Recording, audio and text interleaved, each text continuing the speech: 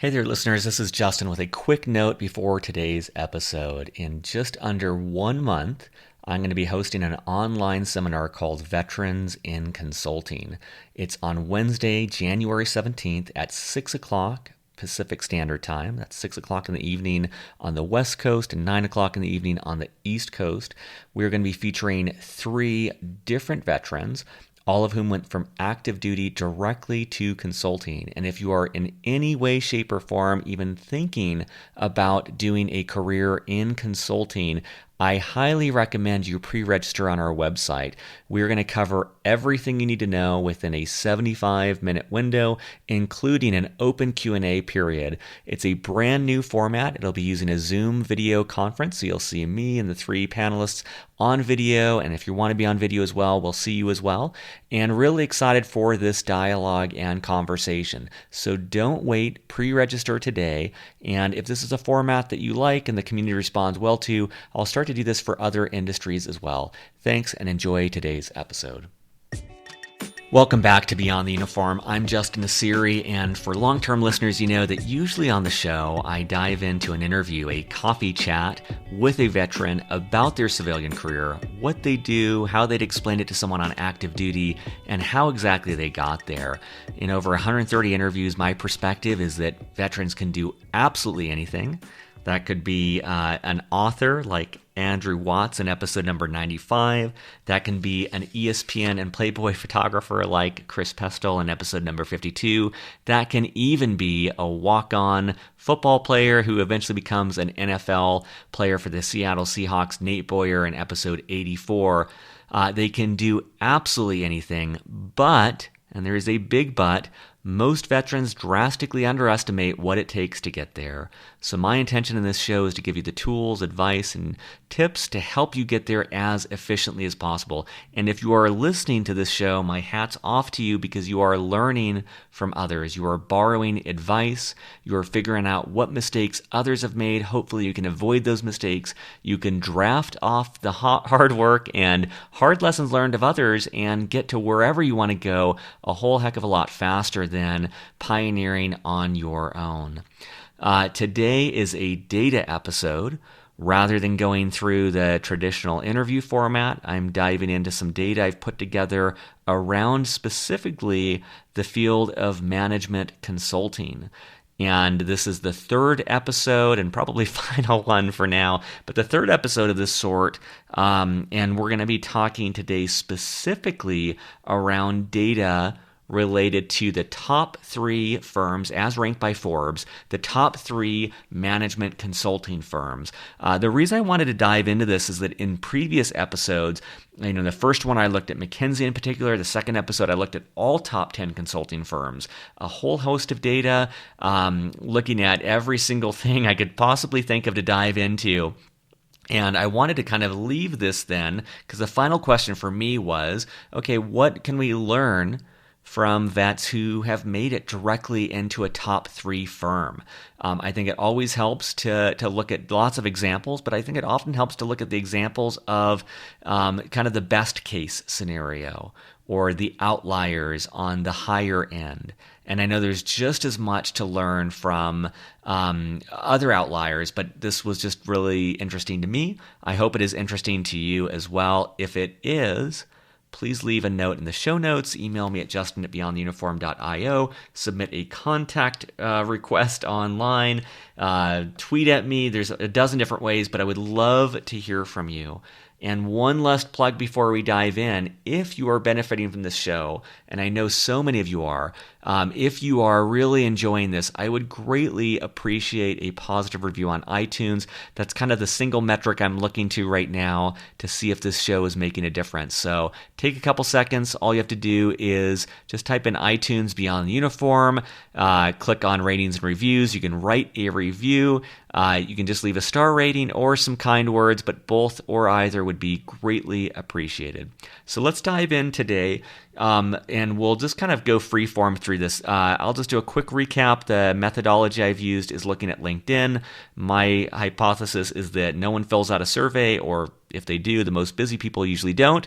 But everyone updates their LinkedIn profile, And by gleaning information about military veterans on LinkedIn, we can get the most accurate picture of what vets are doing in the civilian workplace. No one I know has done this before, so I'm kind of pioneering here. But what I did was I took that Forbes article of the top 10 most prestigious consulting companies.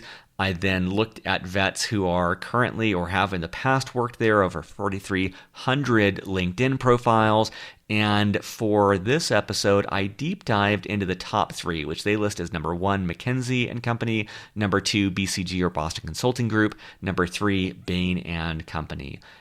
And so here's what I found. First of all, let's talk about branch of service. 50% of veterans at a top-tier consulting firm currently, that's as of recording this on December 18th, 2017. As of December 18th, 2017, 50% of all veterans in these top three firms are from the Army, 35% Navy, 13% Air Force, 2% Marine Corps, and no one currently I could find from the Coast Guard. So, takeaways there. The majority is coming from the Army. For some reason right now, Army and Navy are kind of at the top. Air Force is lower on that. And then Marine Corps is not surprising. I didn't adjust this for population, but just given their smaller numbers, I'd expect it to be lower, around 2%. I then looked at time in service, just for what that's worth. How long do these people serve in the military before going on to consulting? Army was at 6.1 years.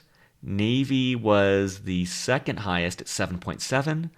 Air Force was the lowest at 5.8 years of service. And Marine Corps was 8 years of service.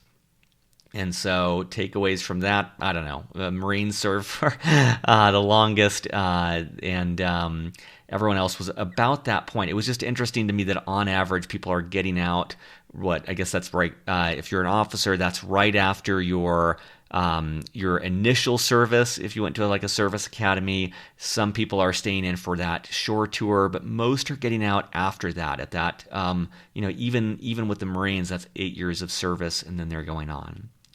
The next thing I looked at was the route. How are people getting there? Similar to what I found in looking at McKinsey, the vast majority is going directly from school, 84%. The overwhelming majority go to some sort of school, and in this case we'll talk about that, but some sort of schooling, and then they go directly from school to a top three, I'll just call it top tier from now on, top three consulting firm. 7% go directly from active duty to a top tier consulting firm. Very, very rare. That's the most rare that I saw. And 9% go to industry first. That's just my way of saying they went and they got some sort of job prior to going into consulting. And I counted that too. If someone went to grad school and then they went to work and then they went to consulting, I considered that industry. I was just looking at the immediate precursor to a top tier consulting gig. Let's look at average length of service though. Looked at this route. So if you go to school, you're that 84% that goes to school before a top-tier consulting firm. On average, you serve 6.6 years in the military. That was the middle one. For those that went direct, though, they served for 9.4 years on average. That was the longest. So it makes a little bit of sense. If you're able to go directly from the military to a top-tier consulting firm, you end up serving quite a bit longer. And for those that went from industry, actually on average they served 5 years. They served the shortest amount of time. They served from a service academy, the bare minimum. They did the 5 years. They got out. They worked in industry, and then they went on to consulting. From here, let's look at those 84% that went to school. So what I looked at here was MBA was the most popular. Actually, let me jump down first of all. Let's talk about highest level of education. So this is looking at everyone. I looked at people who went to directly, people who went to industry, people who went to school. I just looked at everyone to see what was their highest level of education. Some people had multiple degrees. I just kind of arbitrarily categorize them based on that. So here's what I found. 89% have an MBA. The overwhelming majority have an MBA. 4% had an MS, Master's of Science. 0% were college, but that makes sense. Top-tier consulting companies require a master's degree or graduate education or higher. Masters of Arts, there was 1%. Masters of Engineering was 2%. PhD was 3%. 1% had a JD. Actually, I have 1% has a Bachelor of Science, so a couple people did that. I don't know how they did it. Maybe they just didn't list it on their LinkedIn profile, or maybe they were so exceptional that the top-tier consulting firm made an exception. So it is possible. You would be part of the 1% in this regard if you do it, but it is apparently possible. Next, I looked at... Actually, maybe this is interesting. I don't know if this is going to be kind of death by numbers here. 97% of people who went to school prior to a top-tier consulting firm went to an MBA. We'll dive deeper in that in a second. 1% did a Master's of Engineering. 2% got a PhD. That was the school route if you went directly from school.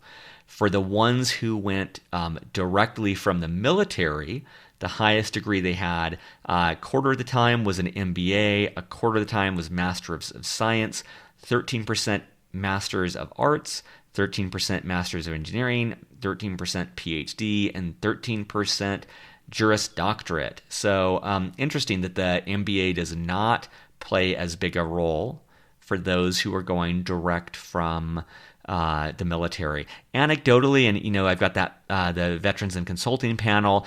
A lot of those people pursued a master's degree right after their college or during their active duty service. It makes sense that in that case it doesn't really need to be an MBA. It could be an MS or these other degrees. So that distribution, I think, should be encouraging for those of you who want to go directly from active duty to a top-tier consulting company. And then for industry was pretty similar to direct from school, but those who went to work and then to consulting, 70% had an MBA, 20% had a Master's of Science, and 10% had a bachelor's degree. So that's where that little population went that did not have a master's degree. Bear all of this in mind. The numbers we're dealing with here are like 120 or so not a big sample size, but I still think it's worth looking at. This is everyone I could currently find working at a top-tier consulting firm. Next thing that I did was dove into the MBA program. So for those of you who want to play the odds, you want to be that 84% who goes to school and then gets their MBA, then goes on to top-tier consulting. I wanted to look at what are the most common MBA programs. I'm going to do the top 10 right here. The reason why is that if I'm in your shoes, I'm on active duty, and I want to go into consulting, it's just helpful to start to get familiar and conversant with some of these names. Because if I'm in your shoes, I'm taking notes on this, or I'm looking at the show notes, and these are the schools that I want to start looking at. I want to start finding other vets who I know who are there. I want to talk to Service to School, a great free organization, about these programs, or I just want to start, getting my applications ready for these schools. And quick little tidbit, the applications change very rarely year to year. What I did when I was on active duty is when I was 3 or 4 years from getting out, I actually downloaded all these applications, started getting ready, and then when it was my turn to apply, I was pretty spot on having prepared the applications. Here's what I found. The leader, number one, with 20% of all of these MBAs is Harvard Business School. Qualitatively, my opinion, for what it's worth, Harvard is probably the best known on active duty. It is a large class size, about 900 people. So in each class, there's about 70 vets from what I've seen. And so you've got a pretty big vet population. You've got a better chance of getting into Harvard Business School. It is also commonly ranked as the number one business school. So Harvard was the 20%, and that seemed to be the biggest contingent.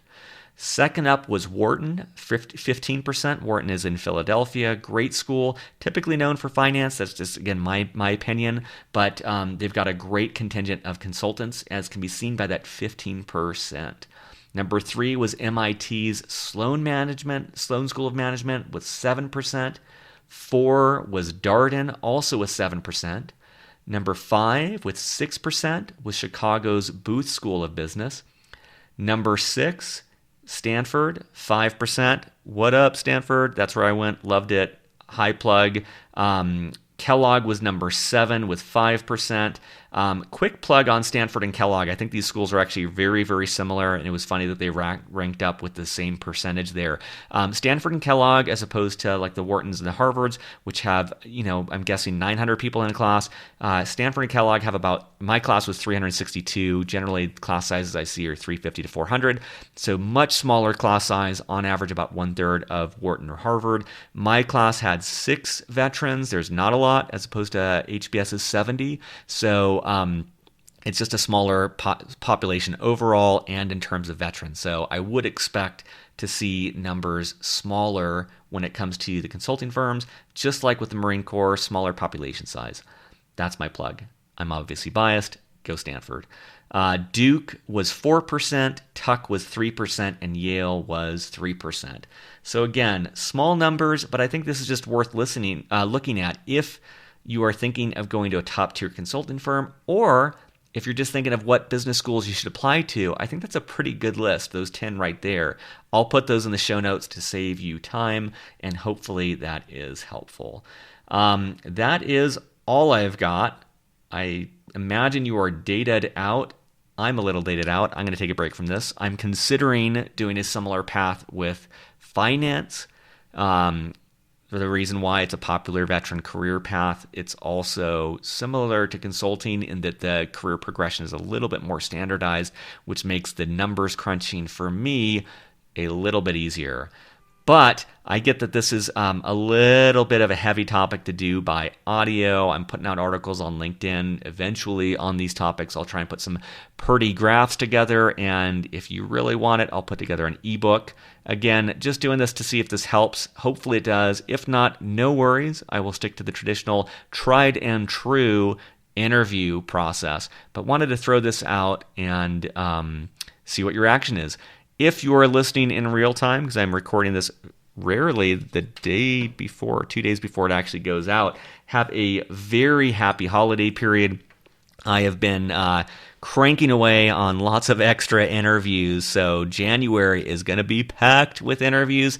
It's a little bit lighter in December with Storybox, which gives me a little bit of time on the edges of my time to bust out some more interviews. Tons of great interviews coming your way, so stay tuned for those. Speaking of tuned, go to iTunes, leave a positive review. Thank you so much for listening. If you have any feedback whatsoever on other things that would help you, especially those of you who are on active duty, my goal is to really give you some weapons and arsenal to help make that transition easier and help you figure out what you want to do once you get out. Definitely drop me a line. All ears for that feedback. Thank you, and I'll be back next week with more stories from veterans about their civilian career. Have a great week.